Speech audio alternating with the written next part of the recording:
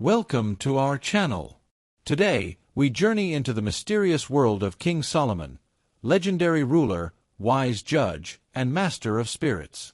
Ancient texts claim he commanded legions of supernatural beings using a magical ring, building the grand temple of Jerusalem with their help. But who were these spirits? Were they demons, angels, or something in between? Join us as we uncover the secrets of Solomon's servants, the powers they held, and the ancient lore that still fascinates us today. Don't forget to like, subscribe, and hit the bell for more epic tales from history and myth. Let's dive in. King Solomon and the Spirits. Power, Wisdom, and the Supernatural. Introduction. King Solomon, the son of King David and Bathsheba, is one of the most revered and enigmatic figures in Abrahamic traditions. Known for his unparalleled wisdom, wealth, and grand architectural projects, including the first temple in Jerusalem, Solomon's reputation stretches beyond mere governance and religious leadership. Embedded within Jewish, Christian, and Islamic lore are powerful stories of Solomon's control over spirits and supernatural beings, particularly jinn, demons, and various spiritual servants. These stories have evolved into a rich corpus of magical and mystical literature, primarily associated with the Key of Solomon and other apocryphal texts. This essay explores the intersection of Solomon's divine wisdom and his command over spirits. We examine scriptural references, extra-biblical texts, and medieval grimoires that frame Solomon not just as a wise king but as a magus, a master of spirits and secret knowledge. 1. Solomon in Scripture. The historical and religious foundations. 1.1 Solomon in the Hebrew Bible. In the Hebrew Bible, Tanakh, Solomon appears as the third king of Israel.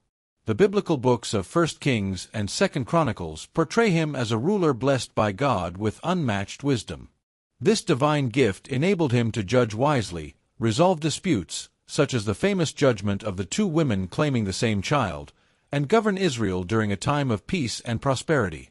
However, the canonical Bible offers limited reference to Solomon's engagement with supernatural spirits. His wisdom is described as encompassing knowledge of animals, plants, and all things, hinting at a broader understanding of the natural and perhaps spiritual world.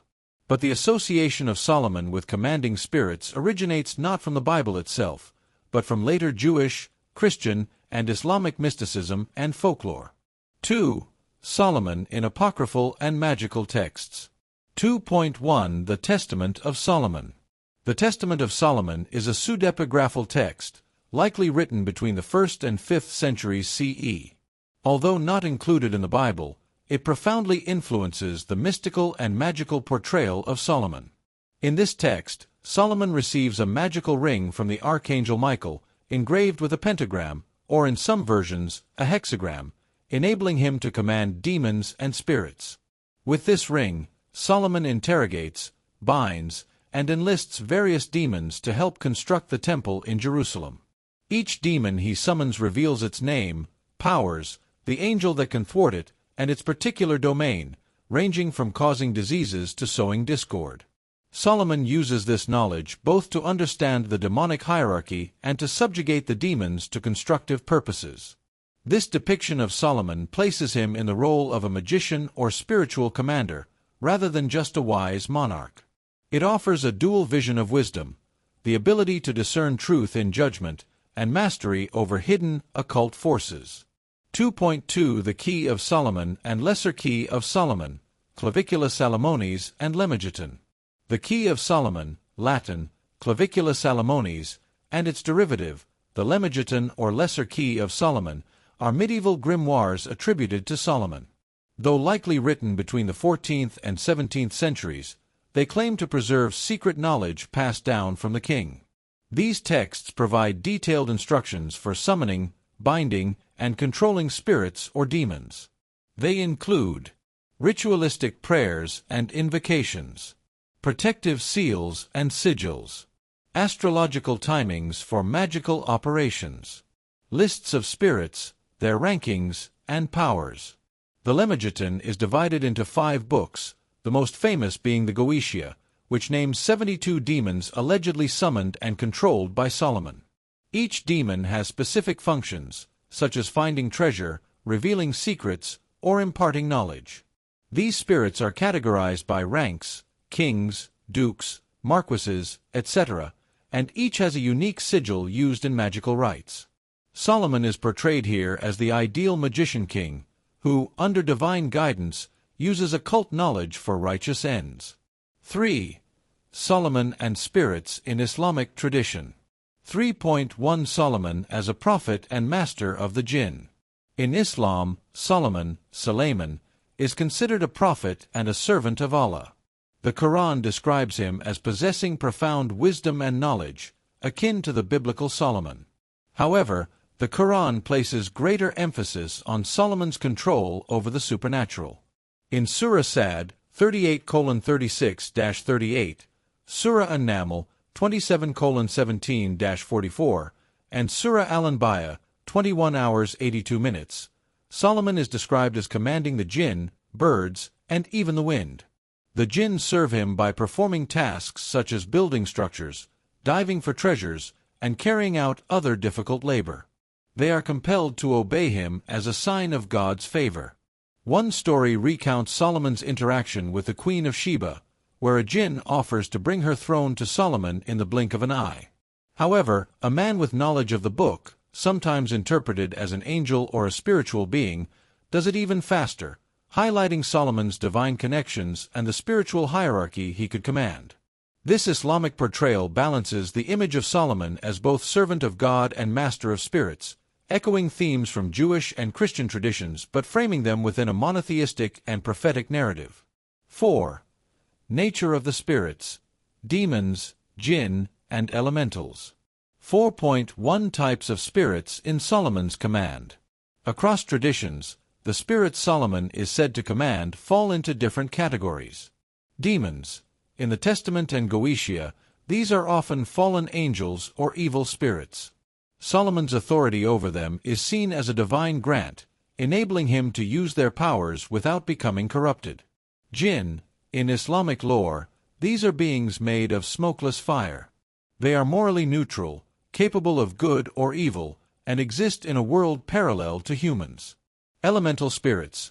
Some occult traditions associate Solomon with control over spirits of earth, air, fire, and water, reflecting a symbolic mastery over the natural world.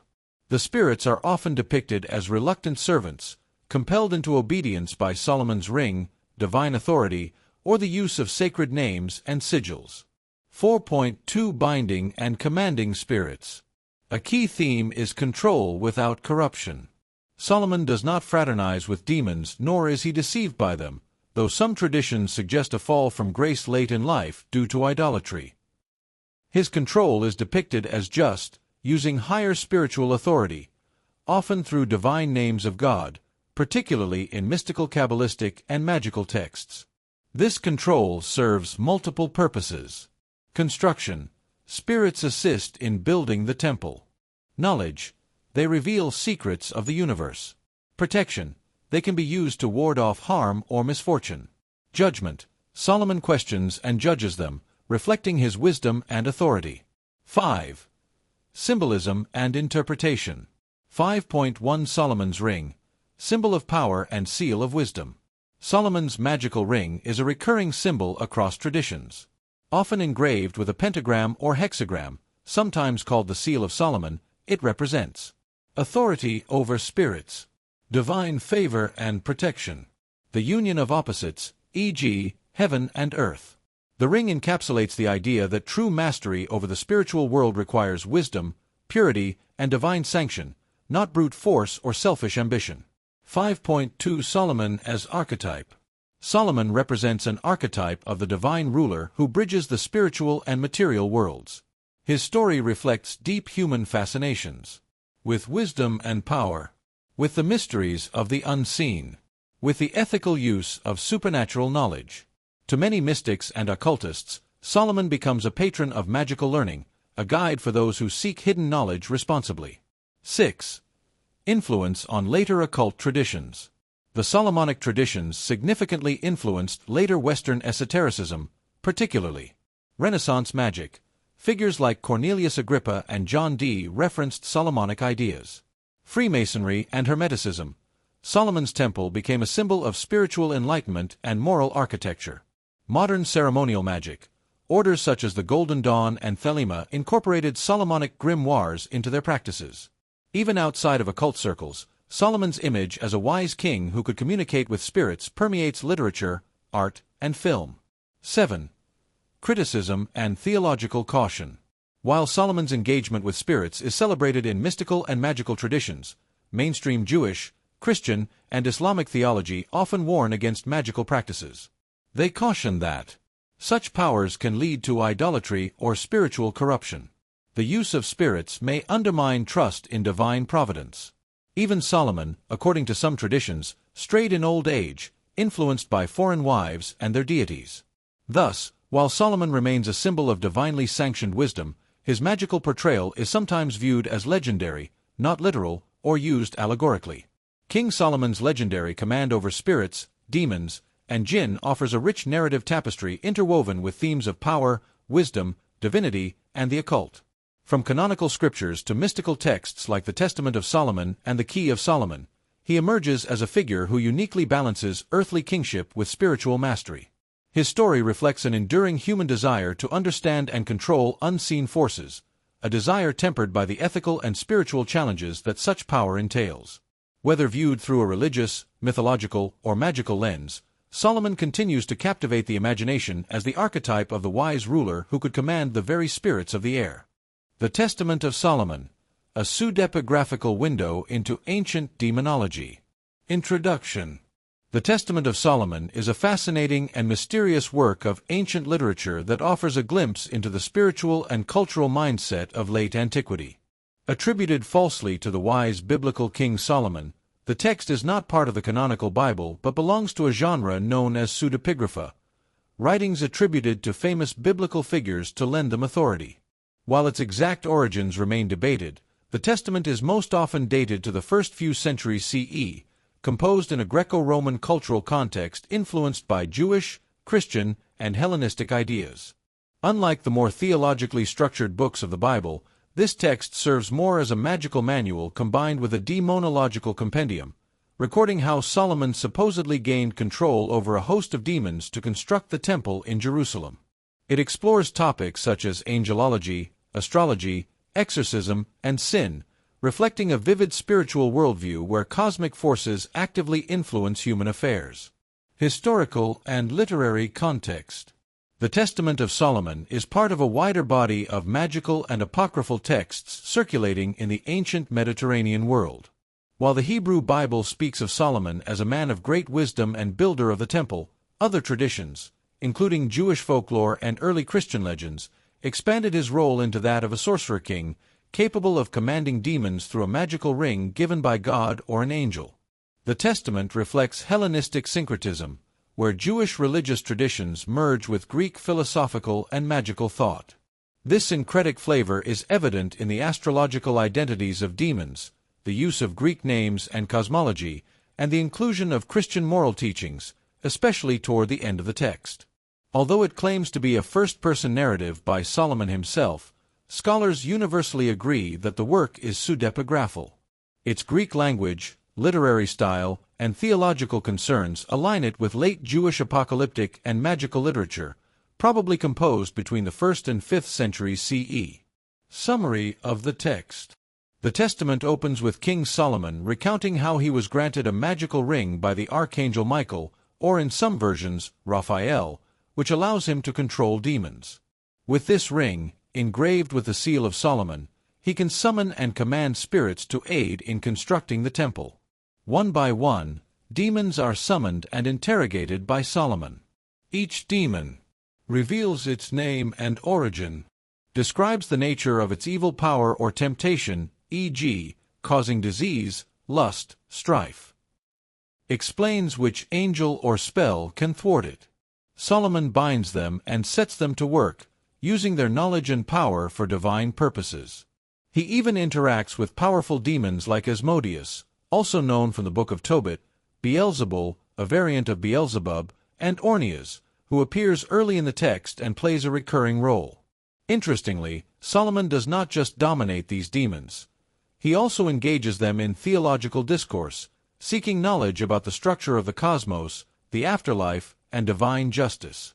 Some demons are surprisingly philosophical or tragic figures, explaining how they came to be and expressing a kind of metaphysical sorrow for their roles. Toward the end of the text, the tone darkens.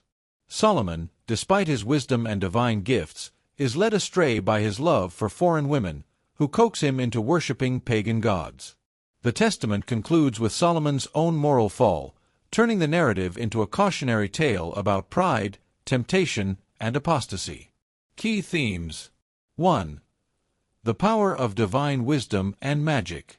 One of the central ideas is that divine authority, channeled through Solomon's ring and wisdom, can command even the darkest spiritual forces. Magic here is not condemned outright, but legitimized when it is grounded in divine order.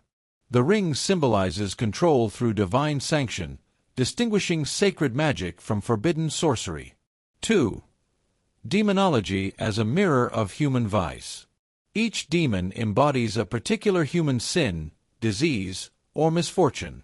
For example, one demon causes epilepsy, another incites lust, while another causes physical ailments. These personifications reflect an ancient worldview in which spiritual beings directly influence bodily and psychological conditions. By naming and confronting each force, Solomon exemplifies a method of spiritual diagnosis and healing. 3. Cosmic hierarchies and spiritual warfare. The text presents a richly hierarchical cosmos. Demons operate under certain constraints, often governed by astrological forces or divine beings. Each demon has a corresponding angelic adversary or antidote. This dualistic framework reflects a worldview in which good and evil forces battle continuously, but order prevails through divine law. 4. The limits of human wisdom. Ironically, although Solomon is portrayed as the ultimate wise man, able to interrogate the cosmos and subdue demons, the text ends with his moral failure. This ending reinforces a profound lesson. Knowledge and power alone are insufficient without humility and faithfulness. Solomon's fall is reminiscent of similar moral collapses in other ancient texts, e.g., the fall of Adam or the corruption of Prometheus, where hubris leads to downfall. 5. Syncretism and cultural blending. The Testament draws from a variety of traditions. Jewish, temple construction, angelology, biblical names. Christian, ideas of sin, repentance, and spiritual warfare. Greek, astrological demons, Hellenistic cosmology, and philosophical questioning. This fusion reflects a cosmopolitan religious environment where boundaries between faiths were porous, and mystical knowledge often crossed traditional lines. Selected demon descriptions. To illustrate the text's vivid demonological lore, here are brief summaries of a few demons Solomon confronts. Orneas, the first demon Solomon captures, who torments a young boy. Orneas is bound with a magical ring and forced to fetch other demons. Asmodeus, a powerful demon associated with lust and known from other apocryphal works. He is bound and forced to aid in the construction. Beelzebub referred to as the prince of demons, he claims to lead others astray and predicts the coming of a savior who will defeat him. Abazoth, a female demon who causes miscarriages, countered by the angel Raphael. This entry reflects ancient concerns with childbirth and spiritual impurity. Each entry follows a consistent pattern: interrogation, identification, confession, and subjugation, mirroring later exorcism rites. Legacy and influence. Although not canonical, the Testament of Solomon had considerable influence on later magical and demonological traditions, especially within Christian and Jewish mysticism. It helped shape the medieval Solomonic magical tradition, which includes grimoires like the Key of Solomon and the Lemegeton, Lesser Key of Solomon. In these later works, Solomon appears as the archetypal mage king, wielding vast knowledge of spirits and rituals. The Testament also contributes to the enduring fascination with the idea that hidden spiritual forces govern visible reality, and that these forces can be named, understood, and controlled. The idea of naming and binding demons survives in Christian exorcism practices and in occultist literature. The Seal of Solomon, a hexagram or pentagram-like symbol, became an important magical icon in Western esotericism and alchemy. Scholarly debates. There is ongoing debate about the Testament's origin, authorship, and theological message. Some scholars suggest it was written by Jewish mystics under Greek influence, while others believe it to be early Christian in tone, especially given the messianic prophecy Beelzebul gives about the coming of the Son of God. The text's moral ambivalence about Solomon, portraying him as both divinely empowered and tragically flawed, has led some to see the work as didactic, warning spiritual seekers not to let pride and lust corrupt their path. Others see it more as a magical manual, detailing techniques for exorcism and demon control. Modern interpretations. Today, the Testament of Solomon attracts interest from a wide array of readers. Historians of religion study it as a lens into late antique beliefs. Occult practitioners find in it a source of symbolic and ritual power. Psychologists and mythologists analyze its demon descriptions as projections of internal human conflict. Literary scholars admire its vivid narrative and archetypal structure. It also continues to influence popular culture, appearing in novels, video games, and films that reference Solomon's magical abilities or the demons he controlled.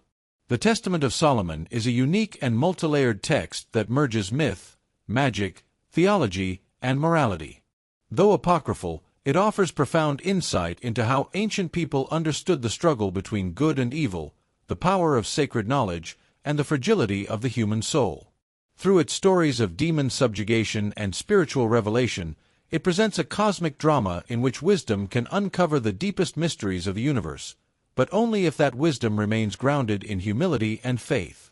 In portraying Solomon as both a master of spirits and a cautionary figure, the text captures a tension still relevant today, the double-edged sword of power and knowledge. Thanks for watching. If you enjoyed diving into the legendary powers of King Solomon and his command over spirits and servants, don't forget to like, subscribe, and hit the bell so you don't miss more ancient mysteries and historical deep dives. What do you think? Was Solomon truly a master of the supernatural or just a brilliant ruler with mythic stories? Let us know in the comments. Until next time, stay curious, stay wise, and remember, history holds more secrets than we can imagine. See you in the next video.